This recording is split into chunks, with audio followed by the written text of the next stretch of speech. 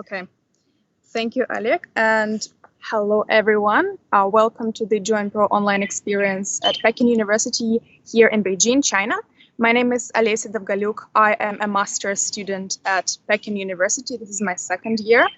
And I will be walking with you today across the northwestern part of the Peking University campus.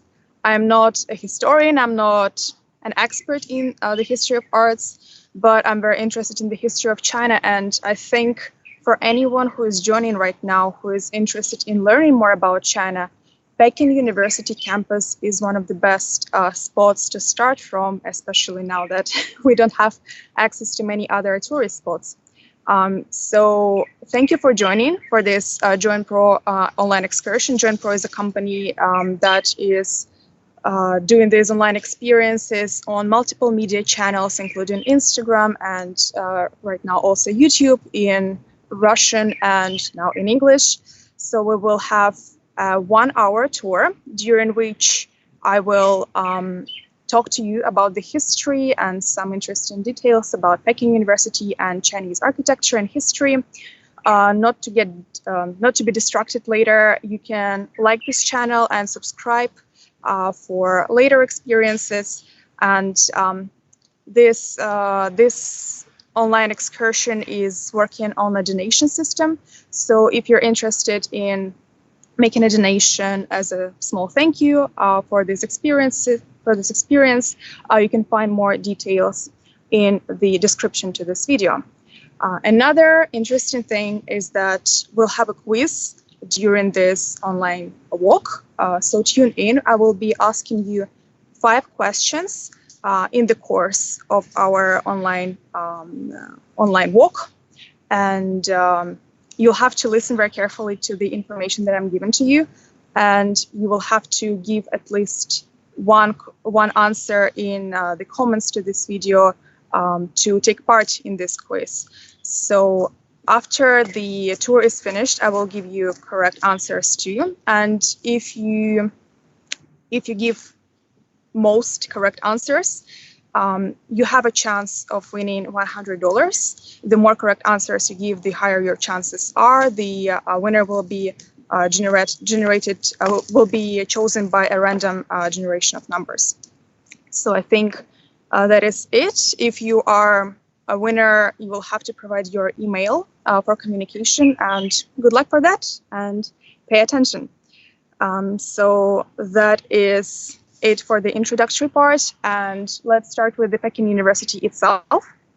I'm right now, as I said, in the northwestern part of the campus, of the Peking University campus, very foresty area, which is actually called Shaoyuan Gardens, and it was part of the Ming and Qing Dynasty imperial gardens.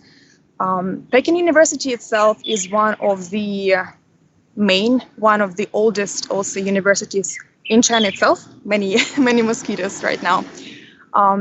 It's one of the oldest universities, which was established in 1898 as part of the modernization reforms under Emperor Guangxu. He was the last emperor in the Qing Dynasty of China, and his reforms were aimed at modernizing China because there was a lot of discontent among the population.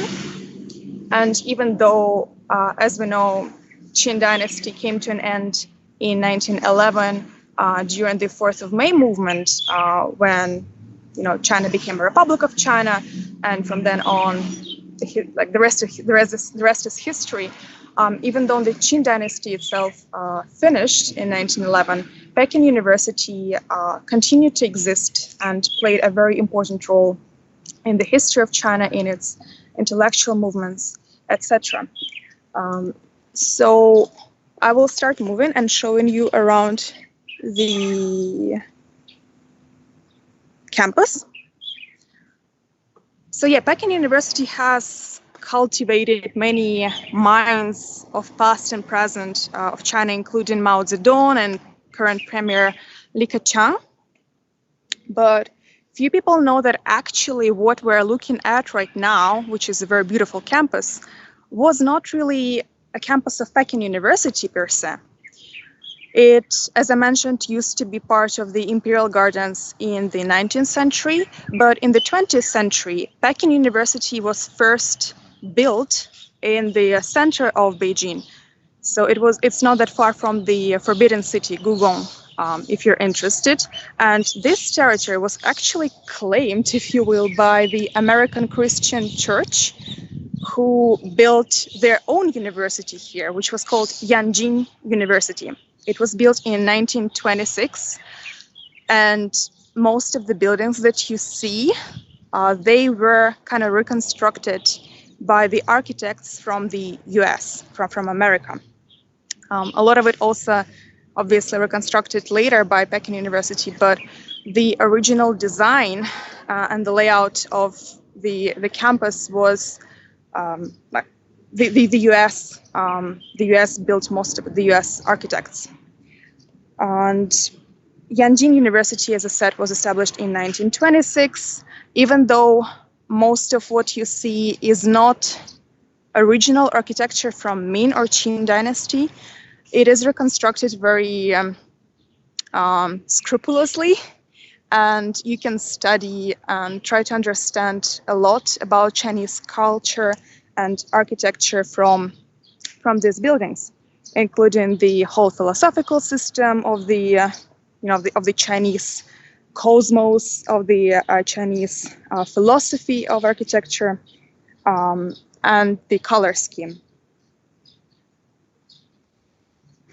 So, as I said, Peking University was not here, but when did it move here? And the answer to this question is 1952, in the year 1952. That is when Yanhong University, built by the American Christian Church, ceased to exist.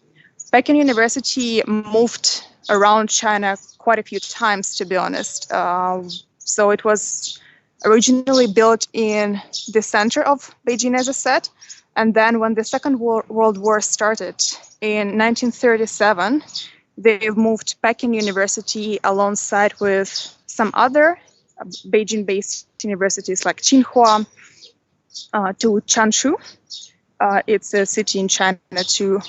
And then a year later to Kunming in the southern province of Yunnan, which is a really beautiful place, and I recommend you go if you have a chance. And it only came back to Beijing in 1946, once the Japanese invasion was stopped and the Second World War came to an end. But only in 1952 did Peking University come here, and some of its faculties were merged with the Yanhong University's faculties, mostly in the field of humanities, which is why Peking University right now is mostly known for its strength in the humanities, social sciences, etc. So these buildings were reconstructed, and you can see that, yeah, they look like original Chinese buildings, very beautiful, especially now in the morning. When you look at the Chinese architecture, you will notice, if you're a newbie to Chinese culture, Chinese architecture, you will notice when you travel across and around China that you will not see anything similar to European or Western, periods like classicism, neoclassicism, Baroque, that are quite prominently observable in architecture in, say, Europe. In China, rather, it is the architecture varies from place to place, but most of the basics of the construction are similar, and especially so the logic of construction and of architecture is very similar. It is followed from generation to generation of the architects, and one of the key concepts in Chinese architecture, concept of axis symmetry, when everything was supposed to be very, very symmetrical.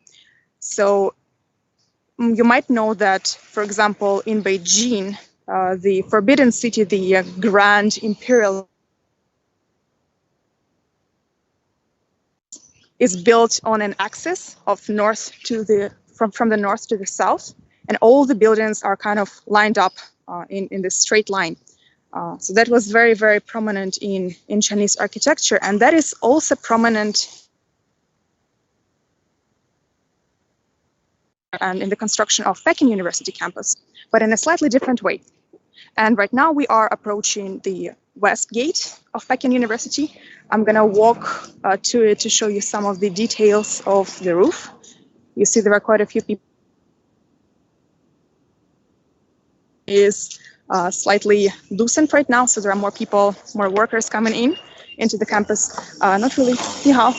方便一下出示你的校园卡。校园卡。好。好的，稍等一下。Sorry, 这个 I'm 是 just 做采访还是录视频？我是学生。学生。你这是在拍什么？是我的朋友。他要看看北京大学的校园。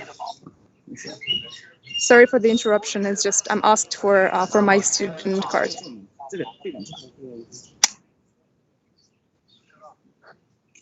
So you can see the security here is also. Yeah, so just a little bit of the real life experience here, a bit for you. These were the guards of Peking University, and they asked me for my student card. Maybe because I'm walking without a face mask, I don't know, but there are usual checks, and it's much more, I would say, frequent. It's stricter here than in many other places that I've been to, which is good, right?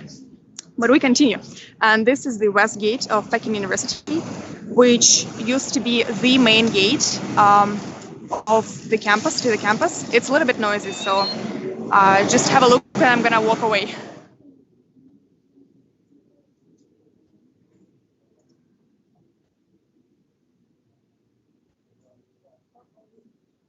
Hello. Very friendly people. So yeah, this is the west gate of Peking University. This was the west gate of Peking University, and this is the bridge that is called Alumni Bridge.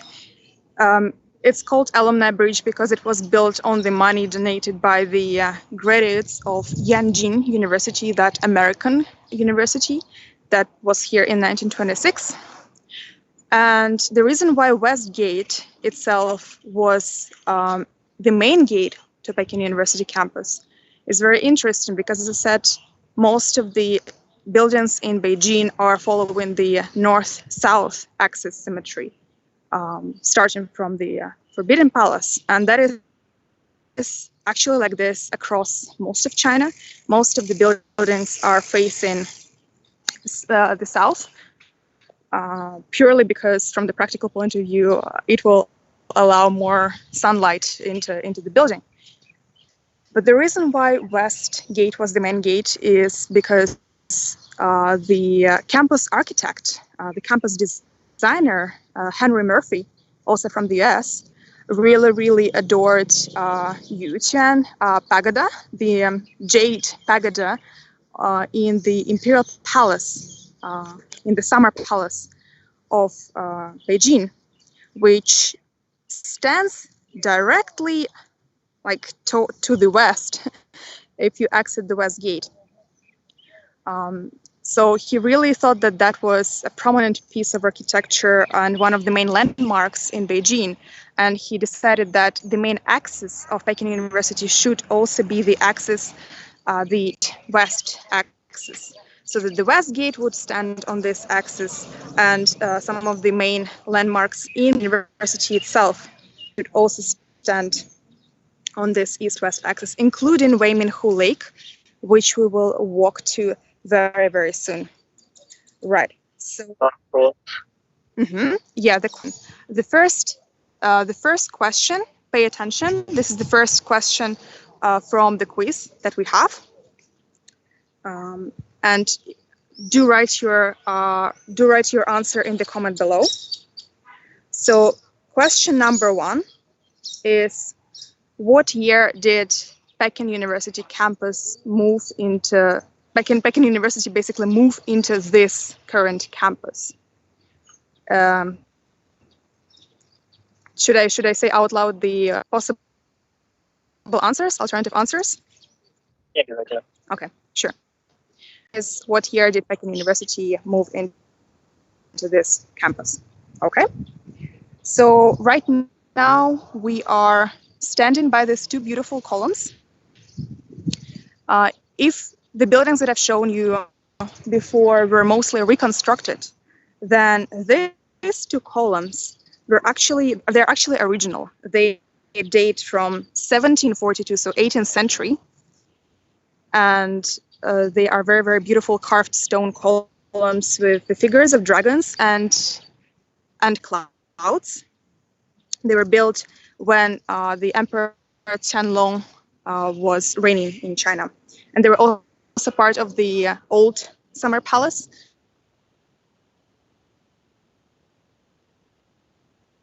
The Jade Hill Pagoda that you can walk to from the West Gate is part of the Summer Palace.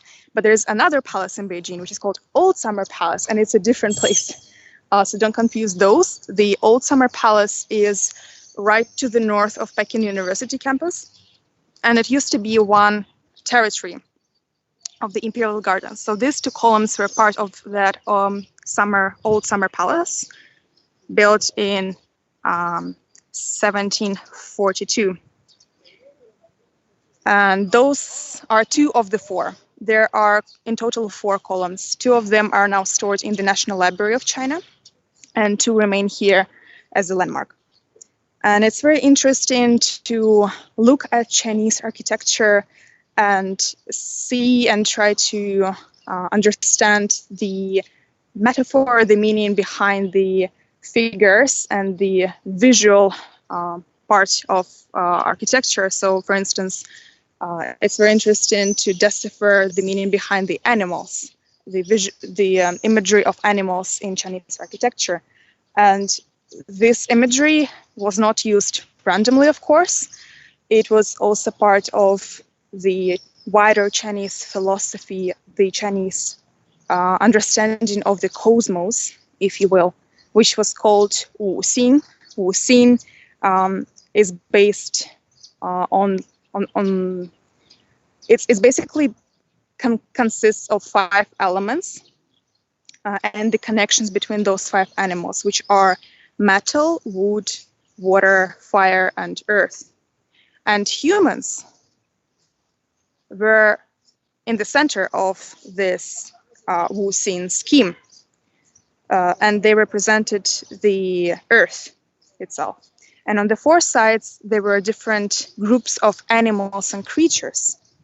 Dragon, which we saw and we will see later in the columns and in other parts of Chinese architecture, dragons represented the wood, and they were also representing the eastern direction, the eastern side of the horizon in Chinese scheme of things. Then there was phoenix, which, if you know Chinese architecture, you will also come across this bird very, very frequently. Phoenix represented fire and the direction of south. The turtle, who in Chinese mythology is actually considered to be one of the key animals behind the creation of the universe, is representing the water and the northern direction. And unicorn is connected to the western direction and to the to metal, to the element of metal. And this is a unicorn. I know it doesn't look like one.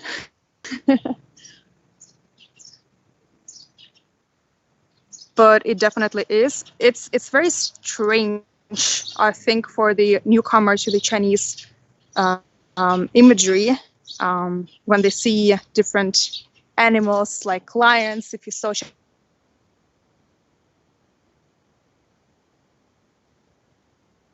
don't really look like lions, they look most like dogs. And with the unicorns, I actually personally thought first that those are also lions, but they are unicorns. They're like a mixture, a hybrid between the cow, the goat, and the dragon. You can see that it also has whiskers of a kind. And this is basically the unicorn. Okay.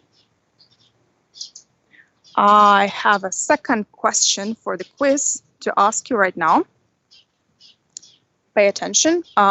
Just as a reminder, we have a quiz right now, a live quiz. And if you answer 5 questions correctly and you're randomly selected, you could win $100. So my second question is, if you exit from the west gate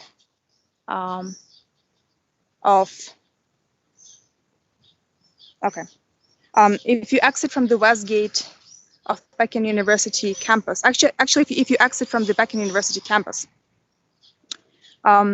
which direction should you go to reach the Jade Pagoda in the Summer Palace?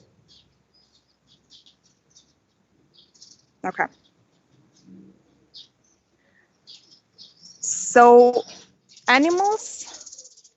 we saw dragons in the columns, we saw unicorns guarding the building, the entrance to the building, but there are also animals on the rooftop, and those are pretty interesting ones to see. I will start with the figure on top. I'm not sure that you'll be able to see it, so I will try to show you.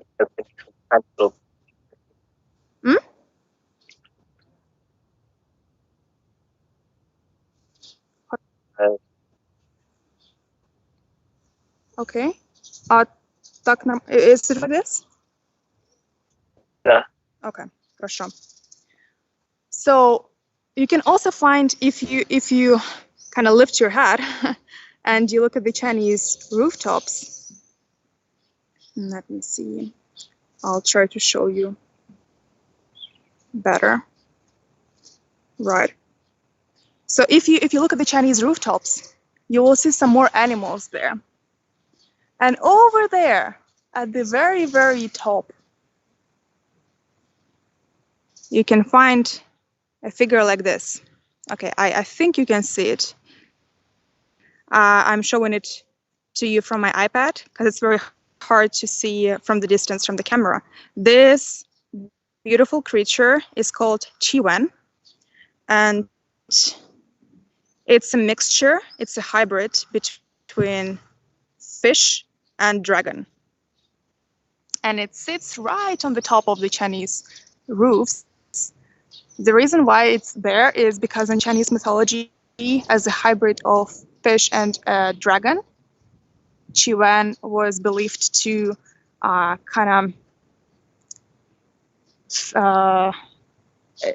it was guarding the houses from the evil spirits. So it was sitting there guarding and not letting evil spirits enter the house.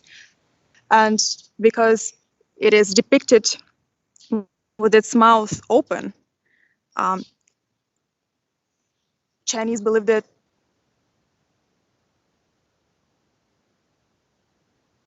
all of the bad things that wanted to enter the house, and because it would eat those evil spirits, they will not kind of harm the family that lives inside the building. And there are also some figures on the very, very edge of the roof, which are very interesting too, and I think they're also better seen in the picture here. There are quite a few of them. I'm not going to go into too much detail about each because each of them has an interesting story, an interesting metaphorical meaning behind them.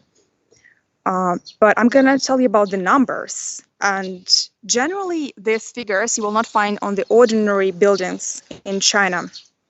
They can only be found on the buildings that were somehow connected to the imperial family. So because all of these buildings that you see around you were part of the summer palace of the Chinese emperor, these buildings had these figures on the rooftop.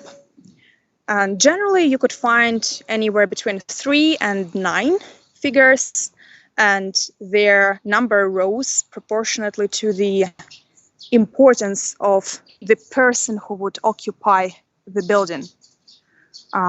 So here, how many actually? I didn't see. I think there were 7. Here, 1, 2, 3, 1, 2, 3, 4, 5, 6, 7, 8, 9. Wow. Okay. So that is probably the largest that you will see, the biggest number of figures that you will see in the imperial buildings. The only building in China that would have 10 figures on the rooftop is the Hall of Supreme Harmony in the Forbidden City. So again, if you have a chance to go to Beijing and go to Gugong, the Forbidden City, do go there and check it out yourself. That kind of symbolized that it was the building that belonged to the emperor, so it was the only one where you would be allowed to have 10 figures in the rooftop. Okay, so this was about the animals and the images in the Chinese architecture, but images of animals are not the only characteristic of Chinese architecture. Of course, there are many, but if we're talking about the general characteristics, another thing that does jump at you once you look at the buildings is obviously the color scheme.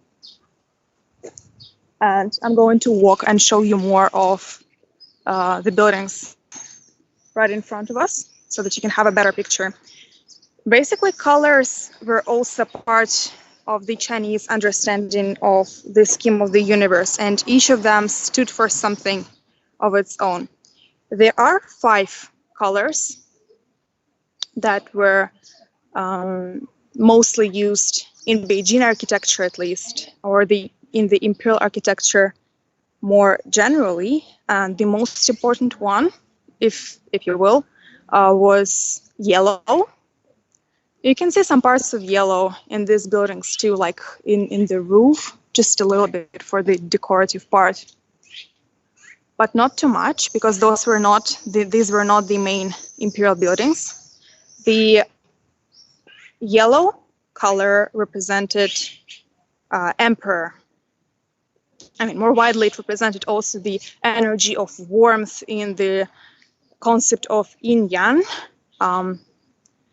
but more specifically, it represented the emperor, because in Chinese mythology, if you will, national mythology, the Chinese nation started from the yellow emperor, and the Chinese civilization developed from the Yellow River, right? Yangtze, Yellow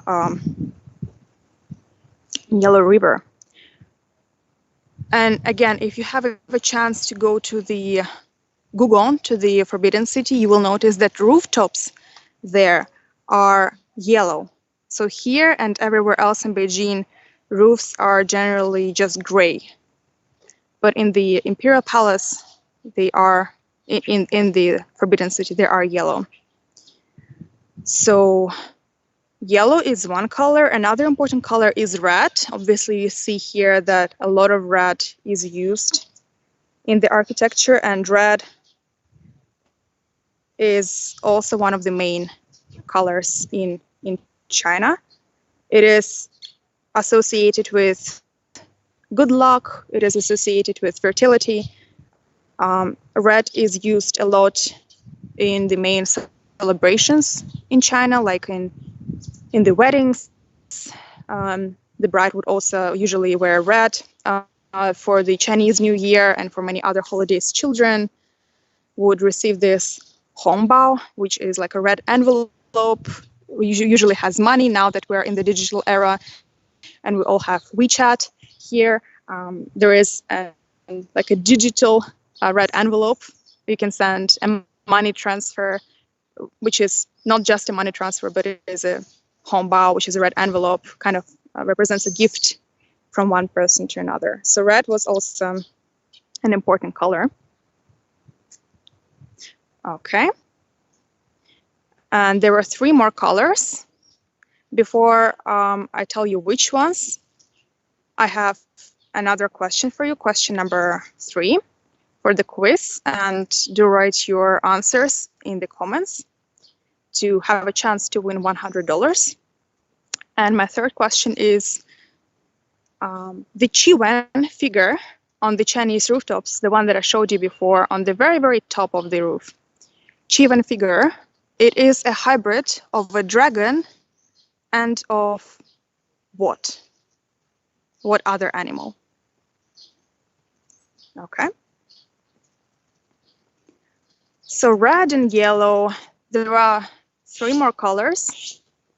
2 of them are white and black. They were just for the standardization, and a third one is blue.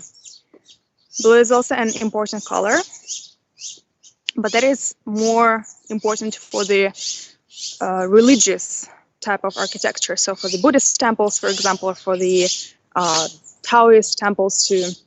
Blue in Chinese cosmos represented the heaven, the sky, the heaven, the goodwill of heaven, if you will, which is why it is mostly used in the temples. So if you go to the Temple of Heaven in Beijing, you will see that its roof is blue, in contrast to, for instance, the Imperial Palace's roof, which is yellow. It's a bit noisy here. There are a lot of birds. Right now, Peking University campus is, I would say, has entered its summer season. It was very beautiful here before with a lot of blossom and a lot of flowers, a lot of cherry trees blossoming. I think many of the plants here are also coming from different parts of China. It's hard for me to judge sometimes because you have to have a very good Chinese to decipher the names, that they usually have the plates with the names of the trees.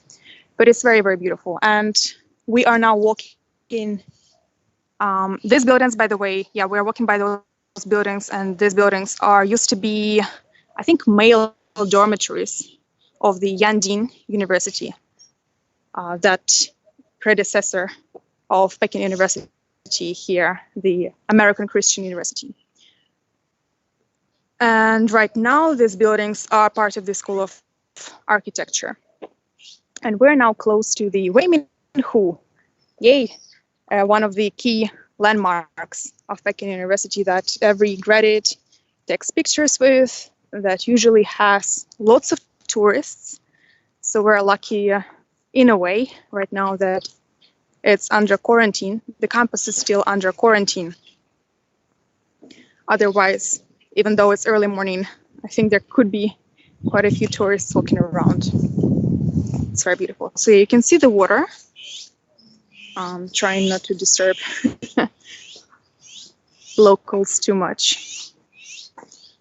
Right, so it's not very well seen here. I will come to a better spot and show you around. So this is the Weiminhu. And Weimin Lake was also part of the old summer palace. 你好。那稍微等一下，咱这个是在。我的朋友要看看，我告诉我的朋友北京大学的对位北京大学的校园。这是在录制视频吗？录制视频是什么？就是在拍视频吗？视频。你们是在视频通话吗？是还是在拍摄小视频？是在视频通话还是在干嘛？视频，我在打他讲话，我用这个camera。对不起，我的中文不太好。也要翻译。对，我也不行，我就问一下你。Yeah, sorry, I was stopped again.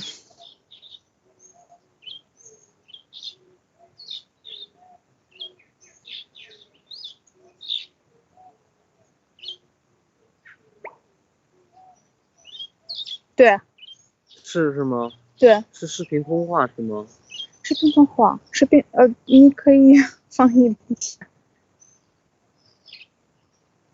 我打我的朋友。对。对。有问题吗？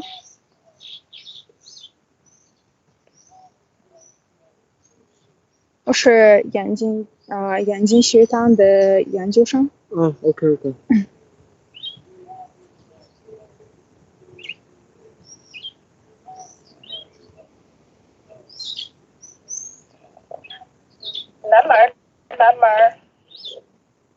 好， We need to make a 好， registration. 没问题。Okay. Yeah, sorry about this. As I said, there is a very strict regime here on campus. 我们需要拍一下这个东西，需要拍一下这个东西。拍一下，拍一下。对对对。好，没问题。OK， thank you。好吗？谢谢。Yeah. Yeah, sorry about this. Again, for some reason, they needed to register me and they needed to take a picture of my student card and of my camera. I don't know what exactly is this regulation. I don't think I'm doing anything wrong, but as you might know, in terms of the internet, in terms of the publications, it's a bit strict in China in general. And it might be the case that because the campus is still under quarantine, they might think that I'm a journalist or something that has entered the campus and is reporting from here, which is kind of the case. But I'm still like, I live on campus, so it shouldn't be a problem. Right, and where did we stop? Right, we're at the Weiminhu Lake, one of the most scenic spots on Peking University campus. Also used to be part of the old summer palace. Right. I'll just make sure I don't fall into the water. Okay, very beautiful. We're now looking at the island, Weiminhu Island. And I'm going to show you this little figure. But before I tell you about it, I want to ask you the next question in our quiz, which is, what does, which was that? Okay, yeah. So the next question is, which color in Chinese color scheme represents the emperor? Remember, if you answer the questions correctly, you have a chance to win $100. Leave your answers in the comments. And we are now at Weiminhu Lake. As I said, this little figure, I'm not sure you can see it very well, but it's like a stone fish. I want to move around just to show you a bit better. Over there. And it's also very easy to overlook, but it's an original architecture, part of architecture of the Weiminhu area of the old summer palace. It's very pretty if you get to it, which is quite hard to do. It was built in 1751 as part of the Shuchun Garden. So this whole area was part of the old summer palace and old imperial gardens. But it was part of the Shuchun Garden. It wasn't immediately used by the emperor himself.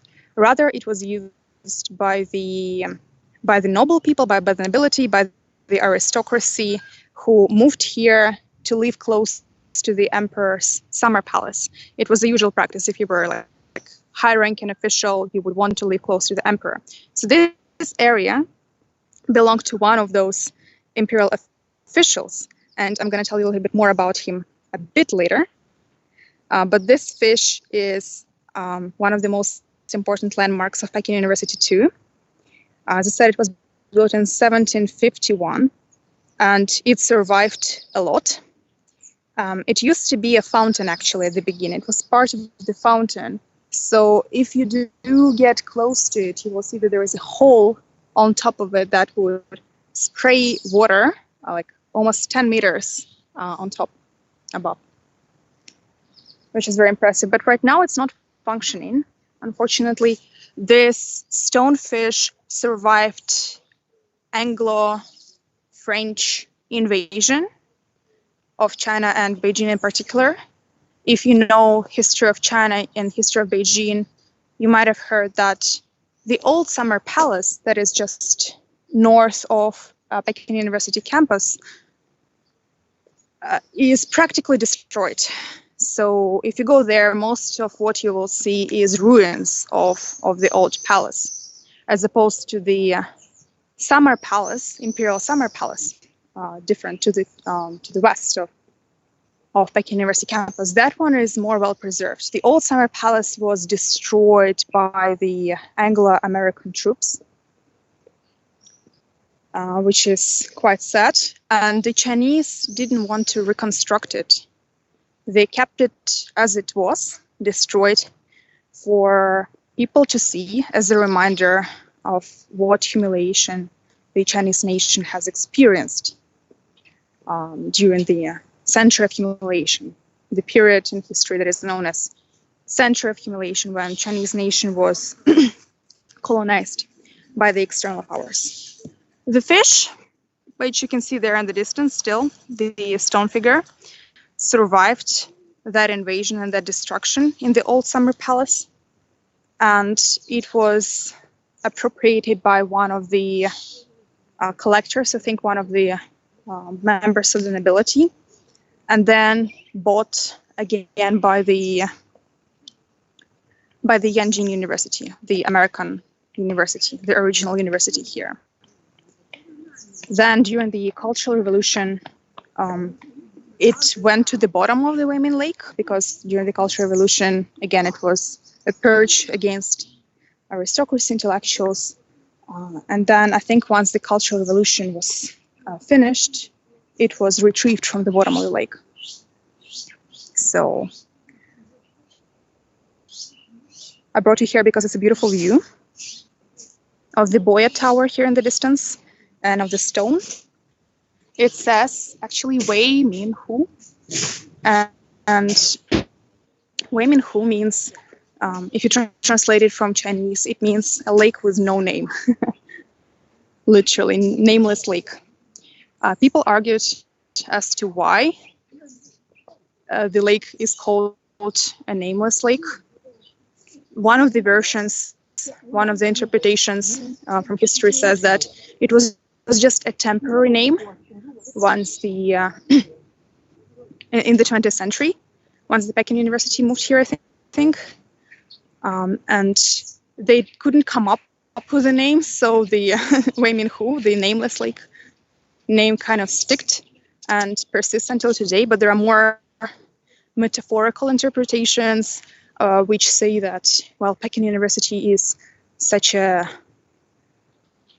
bastion, if you will, of free thinking, progressive thinking, such a platform for all the progressive movements in China, that even its name, that even its lake doesn't need a name. And also it doesn't need a name because it's surrounded by such a beautiful scenery.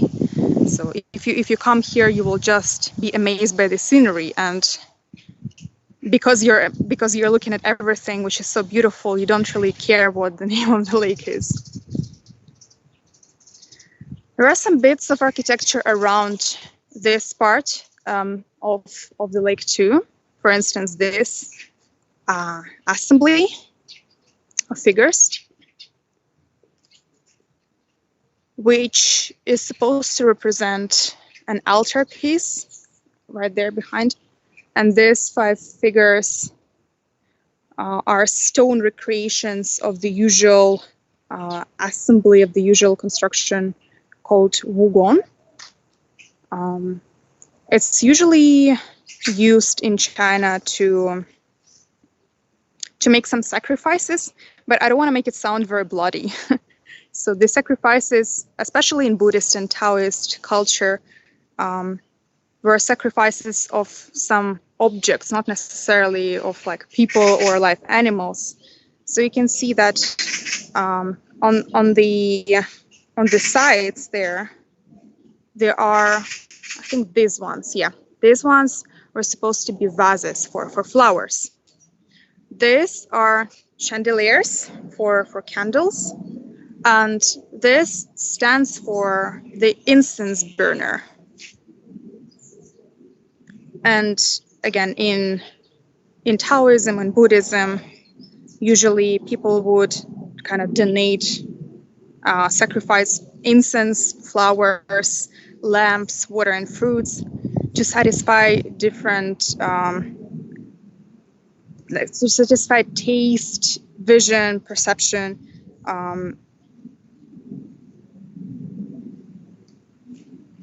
and somehow seek the approval from heavens, or bring some peace to the ancestors.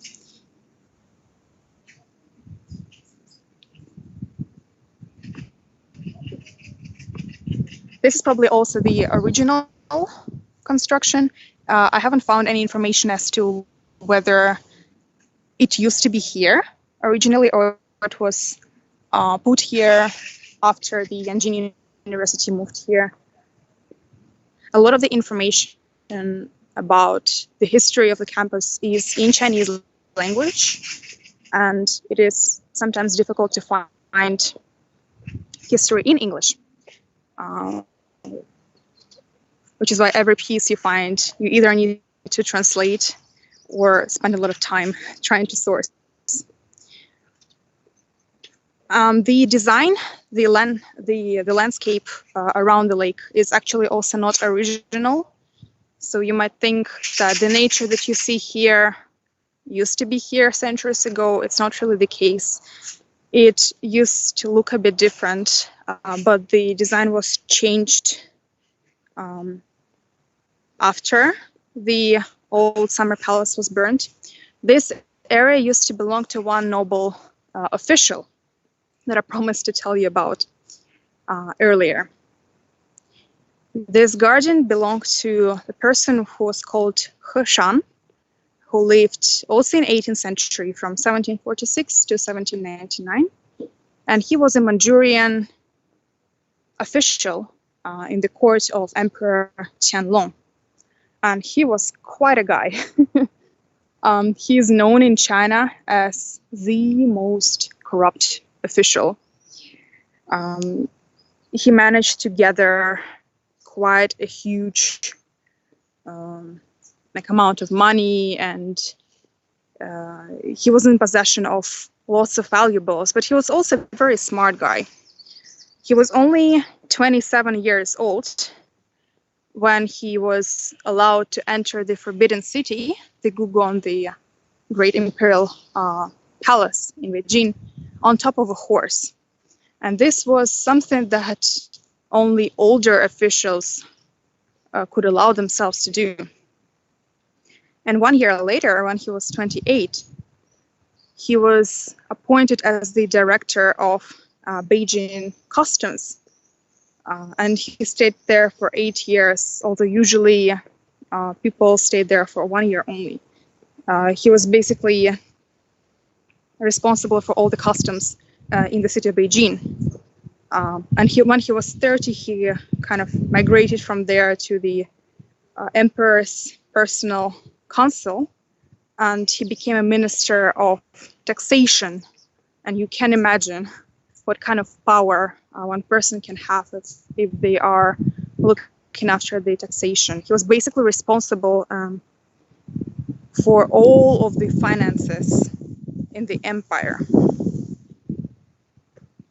And he was only 30 years old when he reached that position. So he was quite influential, and he managed to, through all these positions and through all his actions, he managed to gain trust of Emperor Qianlong, so much that he managed to marry his son off to the emperor's daughter. And he was practically ruling the empire from 1790 to 1799, when he was also killed. He didn't end up all. But the stone boat that you might see there, you can get there from the island in the lake. And it's also designed after a similar boat in the imperial palace, in the summer palace. He Shan really wanted to bring some grandeur to his to his garden. So he ordered for the construction of the stone boat. It's a really nice place. Many students go there. Many romantic couples go there in the evening to look at the Boya Tower. You can see it from behind the trees, but it's a really scenic spot, really, really beautiful. This used to be the entrance. What you see in front of you used to be the entrance to a temple on the mountain, which is called Zuchi. Also original building, but unfortunately the temple itself didn't survive. We only have the gate left.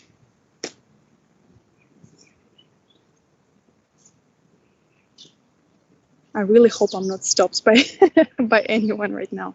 It's the first time I'm stopped so frequently on the campus. Okay.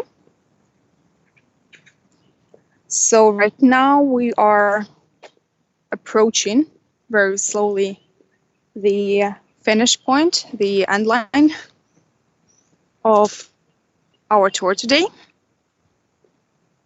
Just want to show you more scenic spots that you can actually admire the nature. It's very peaceful here. There are lots of birds, although it's a bit hot in Beijing. One funny fact for you, if you do want to go to Beijing and if you have the freedom of choosing when to go, I would recommend going sometime in March or April, because Beijing springs are very, very beautiful, but very short. So the perfect time to go is spring, March or April, because that's when everything blossoms and where everything is beautiful and the temperature is variable. Right now it's only the end of May, second half of May, but it's already very hot, even in the morning. Very short springs we have. So we are now approaching the Boya Tower.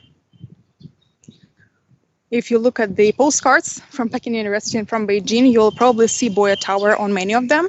You can't really see it right now. I'm gonna come to the spot where it's clear and there are no tree branches that you can see. And it was built as a water tower, actually, at the beginning in 1924. Yeah, here we are. It looks like a pagoda, you might be thinking, and that's because it's supposed to, even though it was built as a water tower. It was designed, it was modeled after another pagoda in, let me tell you where.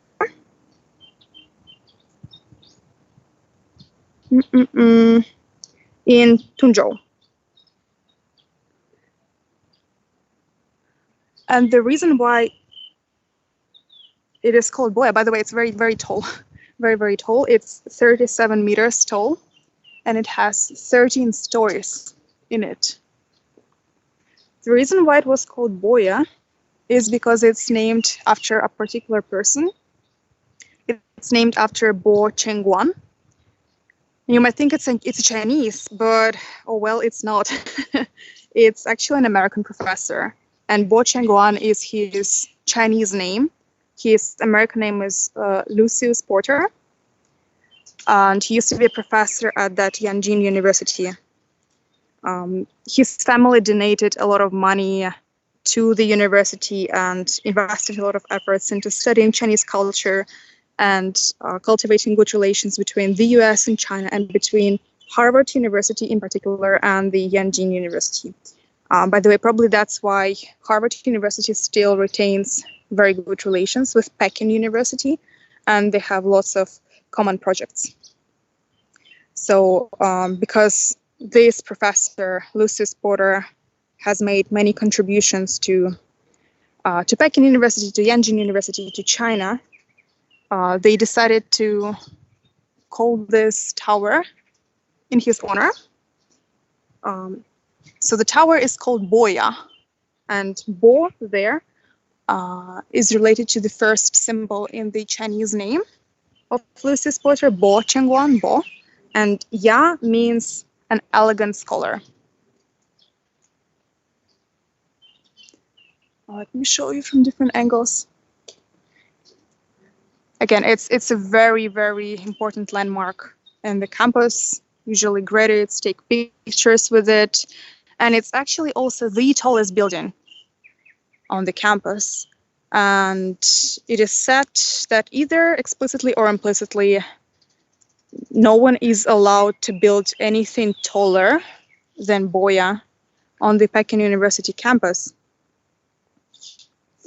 because it's always supposed to stand above everything and serve as a landmark. So that is the finish point of our tour today. I want to ask you the last question of the quiz, and it is, how many stories does Boya Tower have? How many stories? Remember, if you answer questions correctly, you have a chance to win $100 in the quiz that Joint Pro has organized. That is basically it from me. Peking University is a treasury of architecture, of bits of history about China that is definitely worth visiting. It's not among the key destinations for foreign travelers or foreign visitors of Beijing, but it is definitely worth a visit, especially if you consider visiting the old summer palace with all those ruins from Anglo-French invasion. Very beautiful. Do read about it. You can spend hours literally reading about different elements and different parts of Peking University campus, starting from the botanical aspect. As I said, there are so many plants that are brought from different parts of China, to stones, if you are fluent in Chinese and can read all the inscriptions on the stones, to basically all the landmarks and all the historical buildings, either original or reconstructed. So that was it. That was the tour today. I hope you enjoyed it. Again, I'm not a historian, but it was interesting for me to tell you more about it.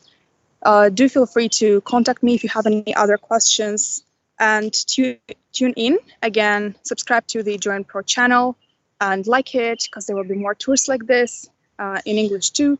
And the next tour will be around the Suzdal Kremlin, I believe, in Russia. Check out more details later from Join Pro accounts about the specific details of this. And I'm saying goodbye to you. I managed to not get caught for the third time.